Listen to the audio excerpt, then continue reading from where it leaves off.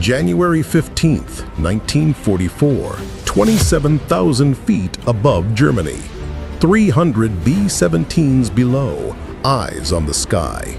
And then a new fighter appears. Long-ranged, relentless, the P-51 Mustang. It didn't outfight Germans so much as outstay them, escorting bombers to Berlin and back, turning the bomber stream from prey into predator. Pilots called it the Cadillac of the sky. The Germans learned the hard way. Presence beats perfection. The war in the air had quietly been decided. January 15, 1944. The winter sky above Oschersleben hung pale and still, a canvas of gray stretched tight across the Reich. At 27,000 feet, the temperature sat 30 degrees below zero. The contrails of 300 American bombers carved white scars through the frozen air, each vapor trail a thread in what the 8th Air Force called the bomber stream.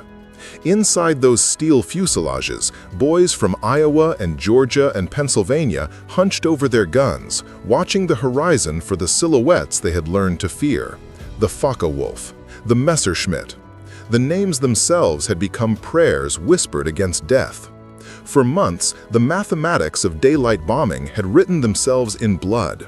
10% losses per mission, 20%, sometimes more. The life expectancy of a bomber crew could be measured in sorties, counted on one hand. But on this January morning, something had changed. Something the German pilots had not yet learned to fear. High above the bombers, catching the pale sun on their unpainted aluminum skin, flew a fighter that would rewrite every assumption about air combat over Europe. The men who flew it called it the Cadillac of the sky. The Germans would soon call it something else entirely. The North American P-51 Mustang arrived in the European theater like an answer to a question the American air commanders had been asking since 1942. How do you protect a bomber formation all the way to Berlin and back? The answer, for 2 brutal years, had been, you don't.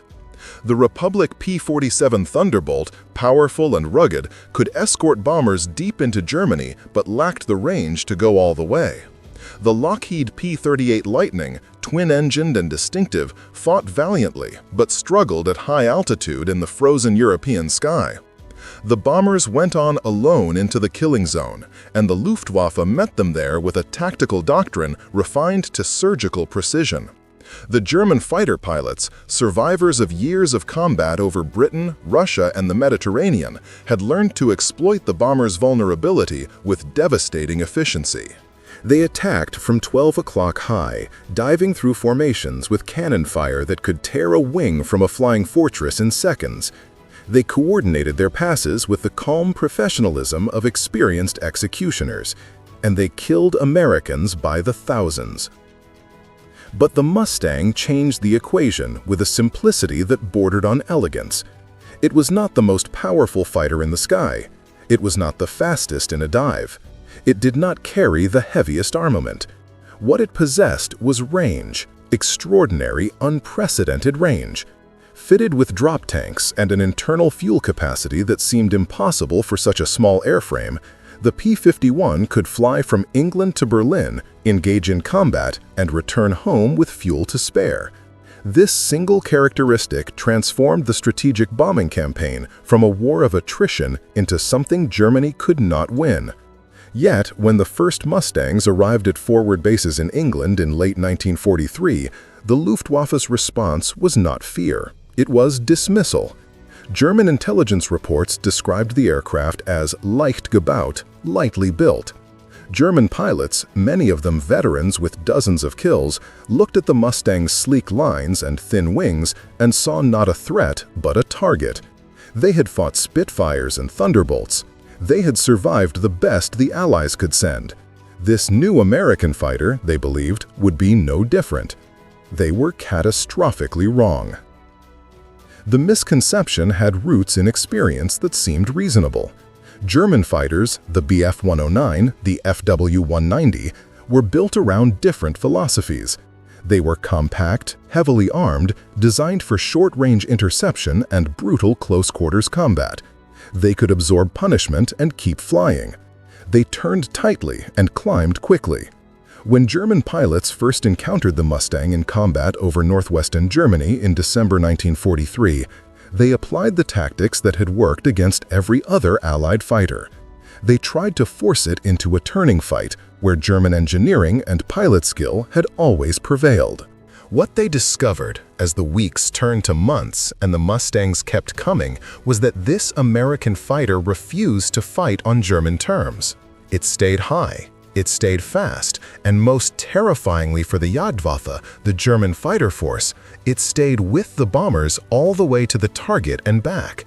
The psychological impact of this presence cannot be overstated. For German pilots who had grown accustomed to attacking bomber formations without fighter interference deep over the Reich, the sudden appearance of American fighters over Berlin, over Munich, over the synthetic oil plants of Silesia represented a fundamental shift in the mathematics of survival.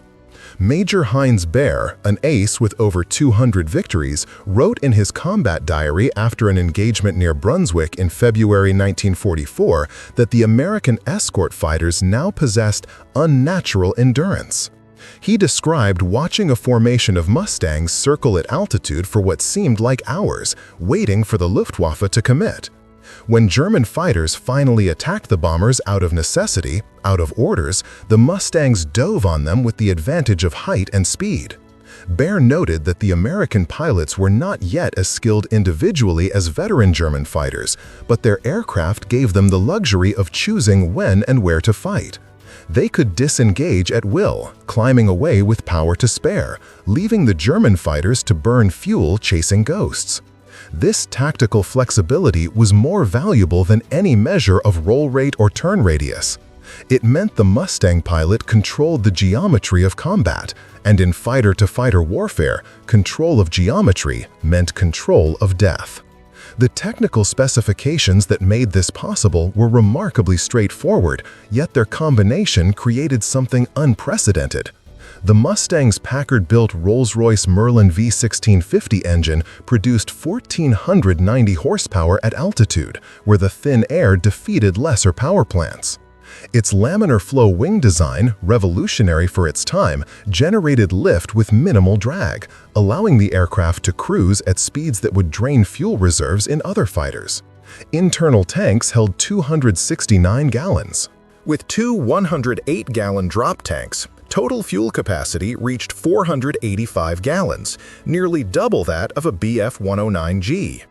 This translated to an operational radius of 750 miles with reserves for combat. From airfields in East Anglia, that radius drew a circle that encompassed every target the 8th Air Force wanted to bomb: Berlin, Leipzig, Schweinfurt, Regensburg, Ploesti. For the first time in the air war over Europe, the bomber crews could see their escorts not just over the Channel, not just over the Rhine, but over the target itself. The psychological effect on American morale was immediate. The effect on German morale would prove irreversible. Spring 1944 brought the air war to its crescendo. Operation Argument, Big Week, saw the 8th Air Force launch maximum effort raids against German aircraft manufacturing plants across the Reich. The goal was not subtle: destroy the Luftwaffe on the ground and in the air, eliminate its ability to regenerate, and clear the skies for the invasion everyone knew was coming. Between February 20 and February 25, American bombers struck Regensburg, Augsburg, Stuttgart, Schweinfurt, and a dozen other targets. The Luftwaffe rose to meet them with everything it had: every available fighter, every pilot who could still fly. The battles that week were among the most intense of the entire war. But now the math had changed. The Mustangs went all the way. Luftwaffe pilots found themselves fighting not over France or Belgium, where they could break off and land at nearby bases, but deep over Germany, where every minute of combat burned fuel they needed to reach home. American pilots, flying fighters that sipped fuel like a gentleman's sports car, could afford to wait. They could afford to chase, and chase they did.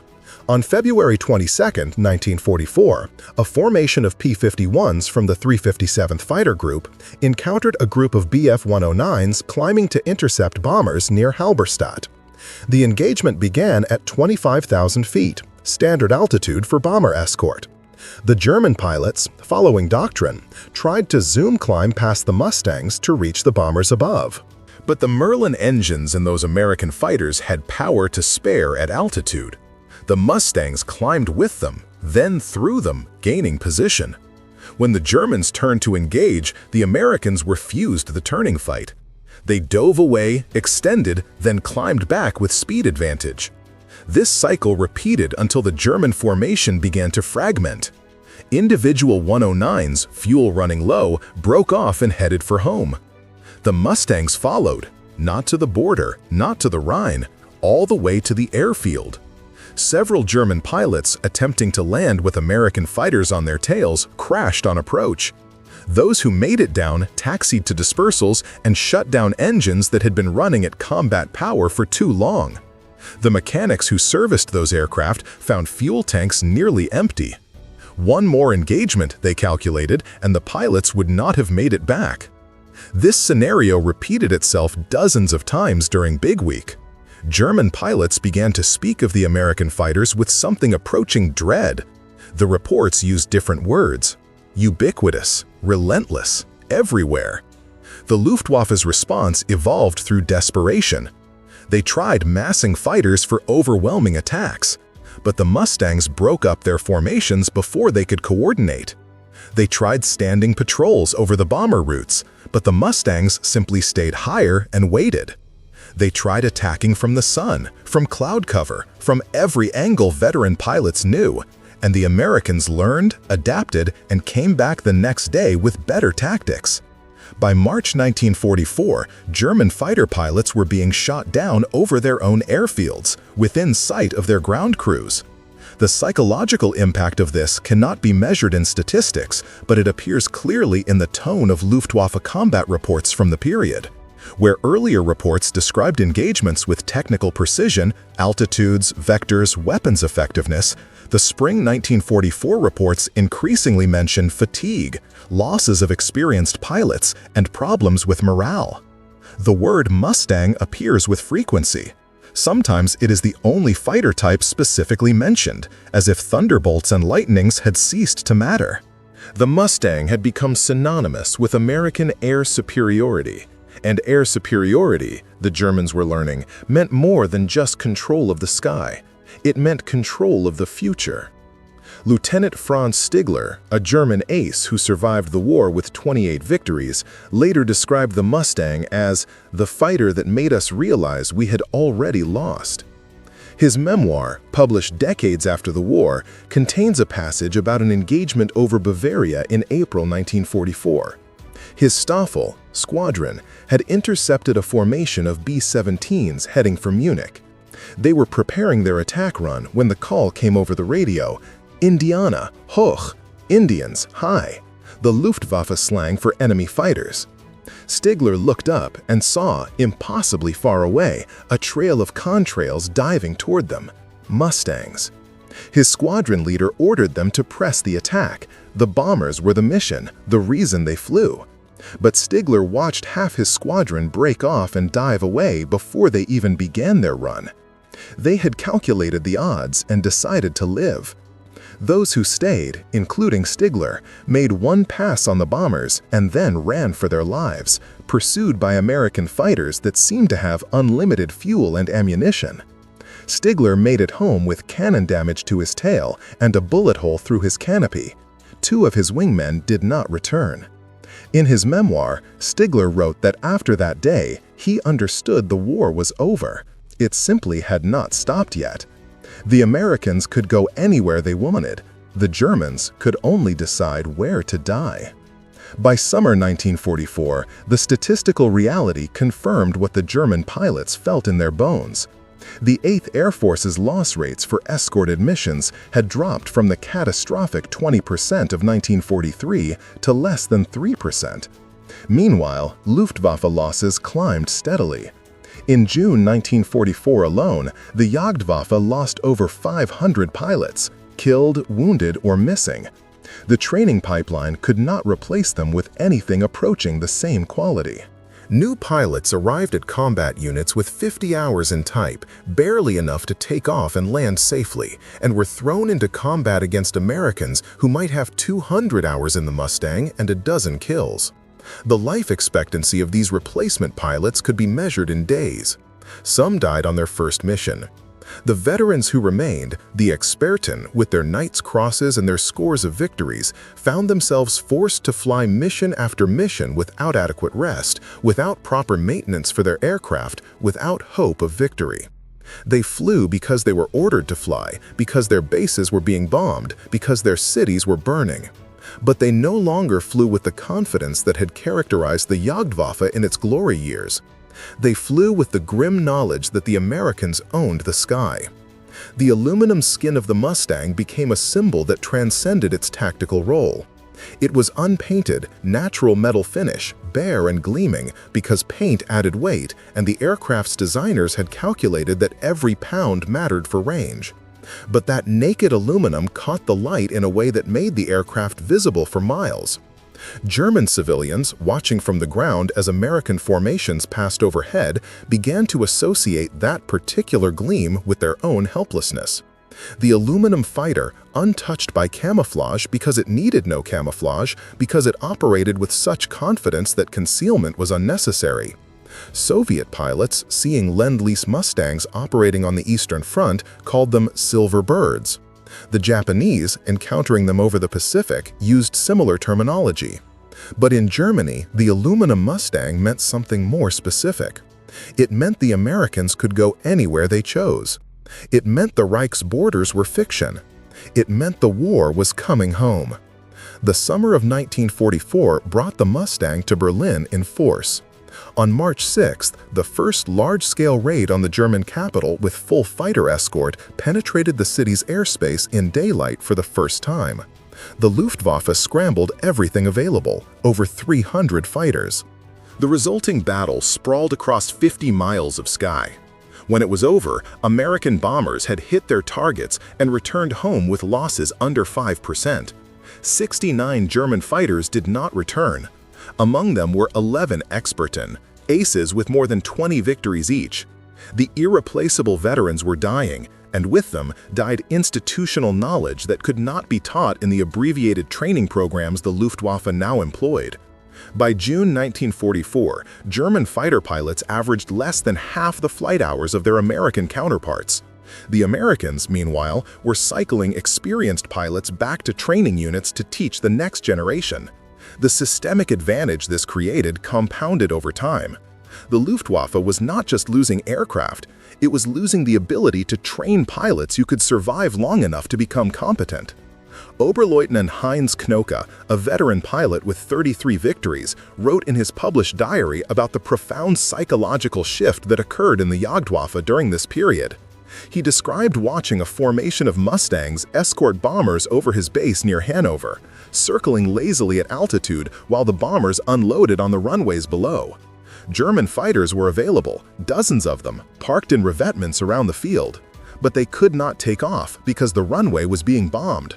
And the Mustangs simply waited. When the raid was over and German crews rushed to fill craters so fighters could scramble, the Mustangs were still there, circling. Knoke wrote that he felt, in that moment, the full weight of German defeat. The enemy could destroy your base while you watched, then prevent you from responding, then leave when they were ready, all without you having any say in the matter. This was not combat. This was execution in slow motion. The aluminum glint of those American fighters, visible even from the ground, became for Knoke the symbol of American industrial might. They built them so well, they did not even need to paint them. They had so many, they could afford to let them circle uselessly for hours, burning fuel that Germany could no longer spare just to make a point. The operational statistics from the final year of the war in Europe tell the story in numbers that acquire a certain horror when contemplated. Between D-Day and VE Day, the 8th and 9th Air Forces claimed over 5,000 enemy aircraft destroyed in the air. The Mustang units alone accounted for nearly half that total. German aircraft production, despite heroic efforts to disperse factories and increase output, could not keep pace with losses. By early 1945, the Luftwaffe possessed thousands of aircraft on paper but could not fly them for lack of fuel, lack of pilots, or lack of both.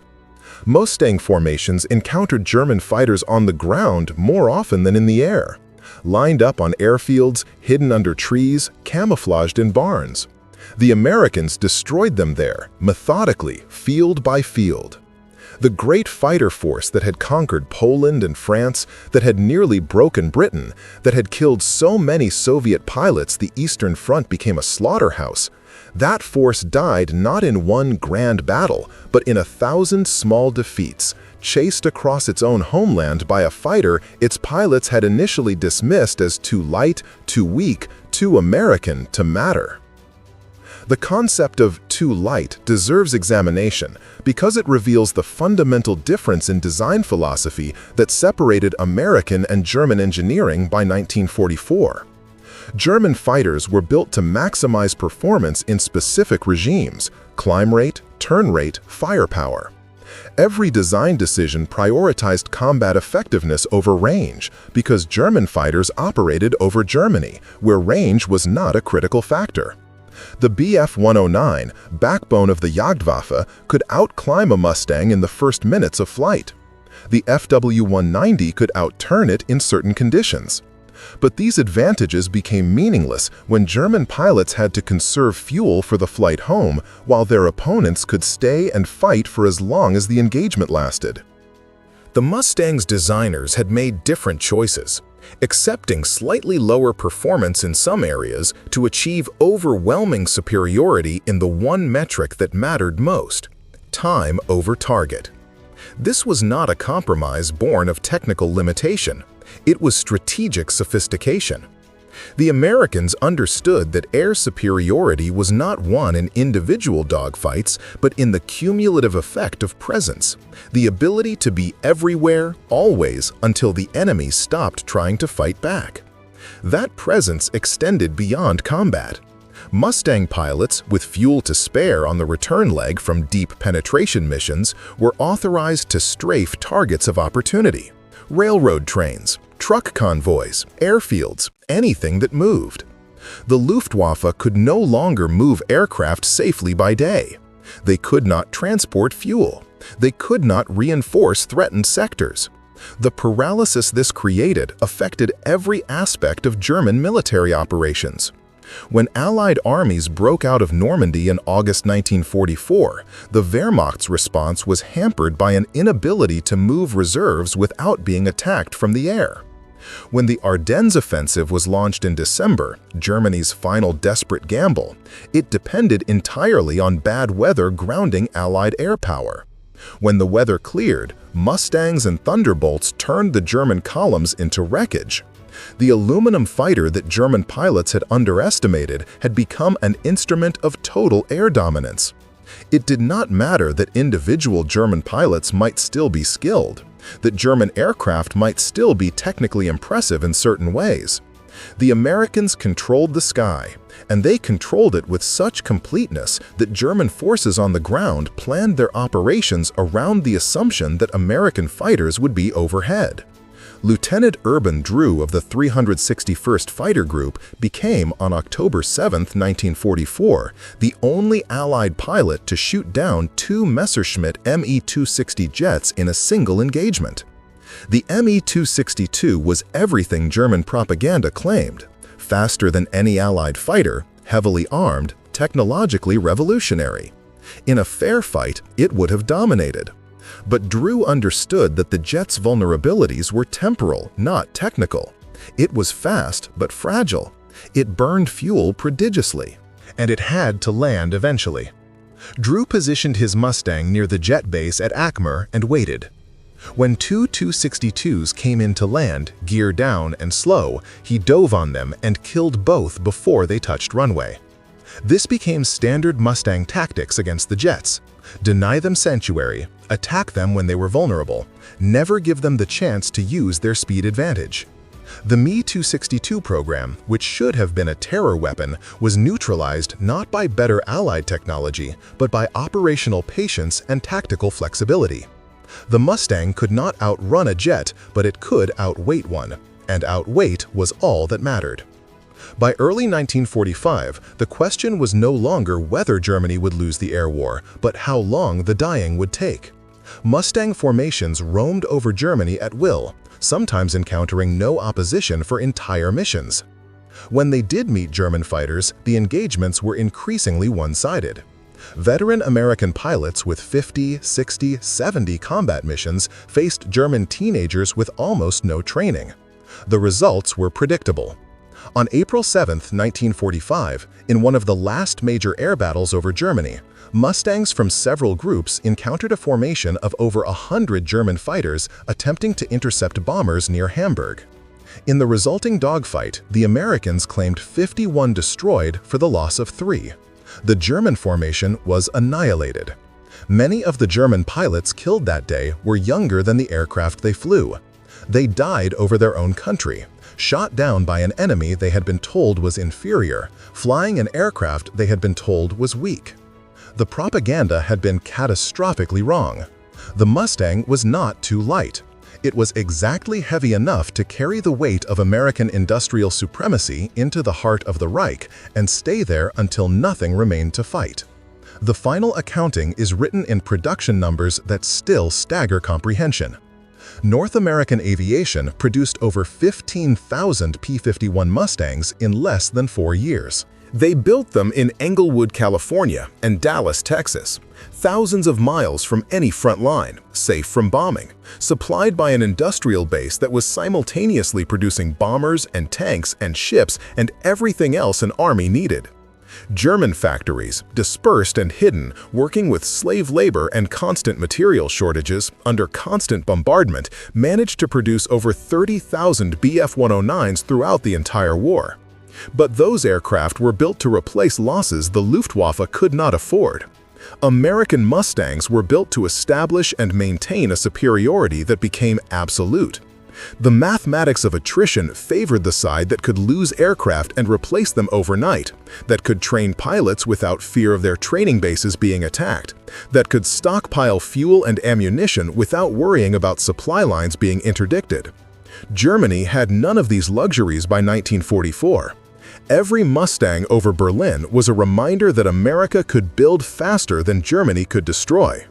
The war ended on May 8, 1945, with the Luftwaffe long since defeated. In the final weeks, Mustang pilots flew missions more to break the monotony than from military necessity.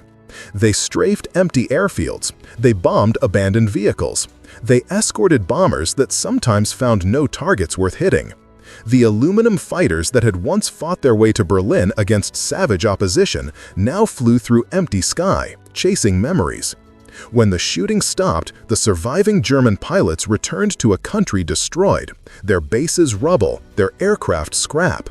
The Americans flew home to bases in England, then shipped home to the United States aboard the same ships that had brought them to war. Many of the Mustangs never returned. They were sold, scrapped, or left to rust in fields across Europe. They had served their purpose. They had broken the Luftwaffe. They had cleared the sky for the invasion. They had proven that American engineering, when given the right objective, could produce not just adequate solutions, but dominant ones. In the decades after the war, survivors from both sides met occasionally at reunions and symposia. German pilots who had faced the Mustang spoke of it with respect that bordered on awe. They acknowledged that it had been the superior aircraft for the mission it was designed to accomplish. Not dogfighting, not interception, but escort. Long-range escort, deep into enemy territory, maintaining presence until the enemy stopped coming up to fight. This was the mission that won the air war. American pilots, for their part, generally respected the skill of the German pilots they had fought, even as they recognized that skill alone could not overcome systematic disadvantage. The Luftwaffe had been defeated not because its pilots lacked courage or ability, but because they fought for a regime that could not match the industrial and logistical power of the alliance arrayed against it. The Mustang was not invincible. It was simply good enough, produced in sufficient numbers, and employed with strategic wisdom. That combination proved unstoppable. The aluminum gleam of a P-51 Mustang catching the sun at 25,000 feet became, in the winter and spring of 1945, the last thing many German pilots saw. Not because the Mustang was the fastest or the most heavily armed, but because it was there. Always there. Over the target, over the base, over the transport routes, over Germany itself. A silver reminder that the nation which had started the war by attacking its neighbors now could not defend its own skies. The symbolic weight of this reversal, the Luftwaffe that had bombed Warsaw and Rotterdam and London, unable to prevent American bombers from flying in formation over Berlin in broad daylight, represented the complete collapse of German military power in a way that ground combat, mobile and chaotic, could not match. The sky was empty of defenders. The aluminum fighters owned it. And that ownership, more than any single battle, more than any technological miracle, decided the outcome of the air war. In the end, the German pilots were right about one thing. The Mustang was light. It was lighter than a Thunderbolt, lighter than a Lightning, light enough to fly farther on the same fuel, light enough to climb faster at altitude, light enough to turn tightly when necessary. But that lightness was not weakness. It was efficiency. It was the product of designers who understood that in total war, the aircraft that could stay in the fight longest would win, regardless of how the fight began. The Germans built fighters to win dogfights. The Americans built a fighter to win the air war. The distinction proved decisive. And when the last German fighter landed for the final time, and the pilot climbed out and looked up at the empty sky, perhaps he understood what his commanders had failed to grasp until too late, that the aluminum fighter they had dismissed, that their pilots had called too light to matter, had been exactly heavy enough to carry the weight of their defeat.